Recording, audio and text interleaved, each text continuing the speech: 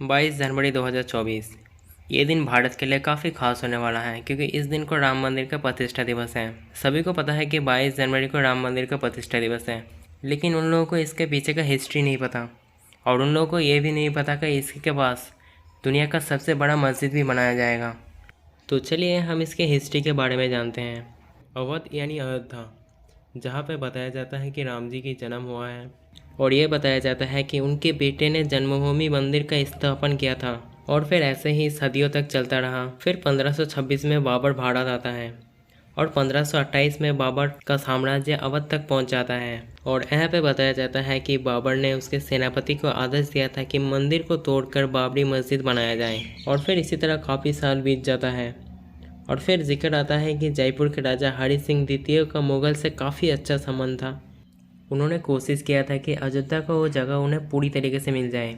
ये तो हो नहीं पाया, लेकिन वो एक अरेंजमेंट कर दिया था जहाँ पे मस्जिद के बाहर की तरफ एक कबूतरा बनाया था जहाँ पे हिंदूस अपनी प्रेयर कर सकें, ताकि मुस्लिम्स भी अपनी नमाज अदा कर सकें और हिंदूस भी अपने पूजा कर सकें। फिर इसी तरह कई साल बीत जाते हैं। फिर आता है 1800 का दौर, जहाँ पे ब्रिटिश भारत में आता है और इन लोगों के आते ही यहाँ से ही इन विवाद का शुरुआत होता है और यहाँ से बात होने लगी कि इस मंदिर को तोड़ के मस्जिद बनाया गया है। फिर 1838 में ब्रिटिशर्स ने एक सर्वे किया और इस सर्वे के रिपोर्ट ने बताया कि इस मस्जिद की जो पिलर्स हैं वो ब्लैक स्टोन से बना है, जो कि मंदिर की है।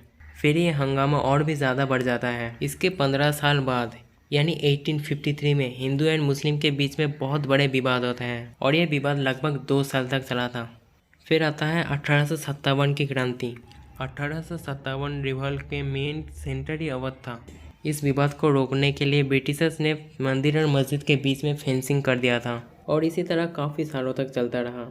बीच बीच में छोटा बड़ा विवाद होता रहा और फिर 1834 में हिंदू और मुसलमान के बीच दूसरा बड़ा दंगा होता है और इस दंगे में बाबरी मस्जिद का दीवार टूट जाता है। हालांकि बाद में ब्रिटिशर्स ने यह दीवार दोबारा बना दिया था। फिर शुरू होता है आज़ादी के दौर। आज़ादी के 2 साल बाद यानी 1949 में कुछ लोगों ने मस्जिद के मुख्य गुंबद के नीचे राम जी की एक मूर्ति ला के रख दिया। इससे मुस्लिम्स और भी ज़्यादा भड़क गए और ये रायट्स और भी बड़े रूप लेने लगा। धीरे धीरे पूरे देश में ये बात फैल जाता है और मुस्लिम चाहते थे कि ये मूर्ति वहाँ से हटाया जाए और हिंदू चाहते थे कि ये मूर्ति को वहाँ पे रखा जाए और उसे पूजा किया जाए। ये बातें दिल्ली तक पहुँच चुका था। तभी के प्रधानमंत्री थे जवाहरलाल नेहरू। प्रधानमंत्री ने अयोध्या के तत्कालीन डीएम के नायर को एक चिट्ठी लिखा। उस चिट्ठी में उन्होंने लिखा कि मूर्ति को तुरंत वहाँ से हटाया जाए, लेकिन के नायर ने इसे मानने से इनकार कर दिया और अपने इस्तीफा दे दी। और के नायर ने सुझाव देते हुए लिखा कि इस केस को कोर्ट पे छोड़ दिया जाए, क्योंकि वो जानते थे कि मूर्ति को वहाँ से हटाने से और भी बड़े दंगे शुरू हो सकते हैं। फिर ये मामला कोर्ट तक भी पहुँच गया। फिर कोर्ट ने हिंदू मुस्लिम दोनों के लिए एंट्री बैन कर दिया था। फिर कुछ साल बाद फिर ये मामला कोर्ट तक पहुँचा।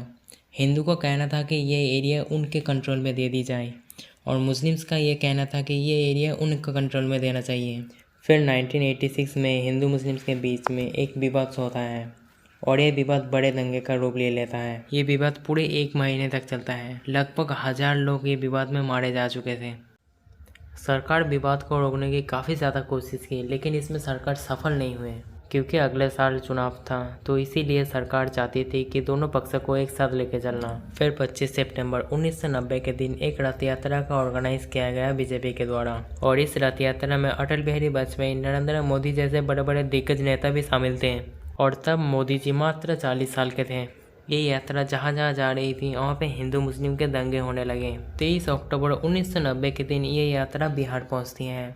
वहाँ पे इस यात्रा को रोक दिया जाता है और कुछ नेताओं को गिरफ्तार कर लिया जाता है। 30 तारीख को ये यात्रा अयोध्या में पहुँचने वाली थी और इसी दिन कुछ लोगों के द्वारा मस्जिद में झंडे लगाया गया था।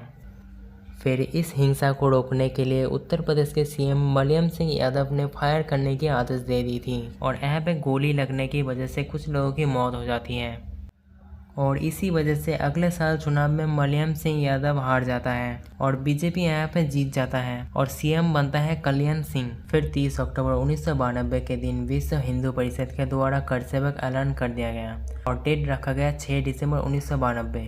1 दिसंबर होते होते ही कर्तव्य अयोध्या में आने लगे और 6 दिसंबर के दिन लगभग 2 लाख कर्तव्य अयोध्या में पहुंच चुके थे। बीजेपी, शिवसेना, बीएचपी के कई सारे नेता यहाँ पे मौजूद थे और नेताओं के भाषण के बाद लोग काफ़ी उग्र हो चुके थे और लगभग 11:43 पर लोग बाबरी मस्जिद के गुंबद पर चढ़ जाता है और बाबरी मस्जिद के गुंबद को तोड़ देता है और वहाँ पर राम जी की एक मूर्ति को रखा जाता है और ये खबर धीरे धीरे पूरे देश में फैल जाता है और ये खबर फैलते ही दंगे शुरू हो जाते हैं।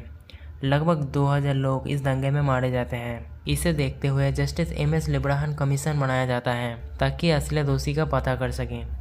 फिर देश का माहौल धीरे धीरे सुधरने लगता है और इसी तरीके से 7 साल बीत जाते हैं और फिर 2001 में बीएचपी ने सरकार को संदेश देते हैं कि जल्द से जल्द मंदिर बनाया जाए और बीएचपी ने यहाँ पे तारीख का भी ऐलान कर दिया था। वो था 15 अक्टूबर 2002। बीजेपी यहाँ से धीरे धीरे बाहर आना चाहता था तो इसीलिए बीजेपी ने एक समिति बनाई ताकि हिंदू मुस्लिम के बीच में बात करवा सके, लेकिन तब भी कुछ सॉल्व नहीं हुआ था। फिर अप्रैल 2003 में हाई कोर्ट ने 3 जज की एक बेंच बनाया मालिकाना हक के लिए और इस बार काम दिया गया आर्कियोलॉजिकल सर्वे ऑफ इंडिया को।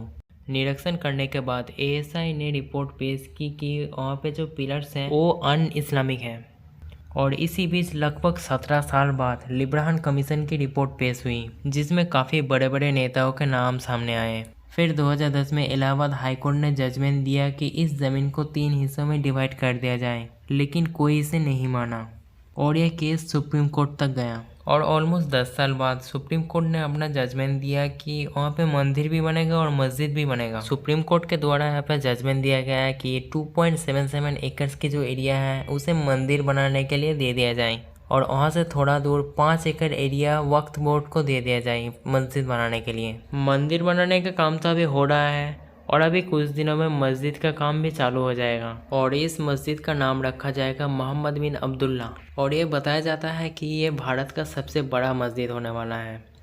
मस्जिद में 5 मीनार्स होंगे जिसमें इस्लाम के 5 सतून यानी कलीमा, नमाज, रोज़ा, हज और ज़कात का अलामत होंगे।